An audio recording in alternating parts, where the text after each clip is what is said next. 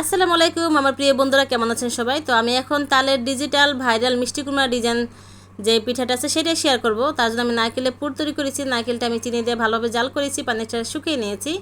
এখন আমি তালের গোলাটাকে খুব ভালোভাবে ফুটিয়ে নিয়েছি, তার ভিতর সামান্য লবণ, চিনি এবং চালের গুঁড়া দিয়ে জাল করে নিব। খুব সফট একটা ডো তৈরি করে নেব। আমি এই অবস্থায় ঢেকে রেখে দিয়েছি 2 মিনিট, যেন এটা সিদ্ধ হয়ে যায়। দেখুন মাশাআল্লাহ কতটা পারফেক্ট হয়েছে। এবার হাত দিয়ে একটু মথে সুন্দর একটা ডো তৈরি করে নিব। আমি 2টা ভাগ করে নিয়েছি।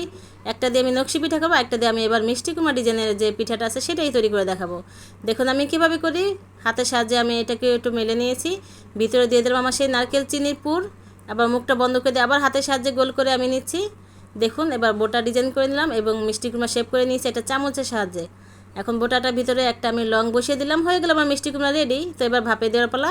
আমি ভাপে দিয়ে ঢেকে দিলাম। দেখুন আমার মিষ্টি কুমড়া তৈরি হয়ে গেল। মাশাআল্লাহ কতটা সুন্দর, কতটা পারফেক্ট, লোভনীয় এবং খেতে খুবই মজাদার।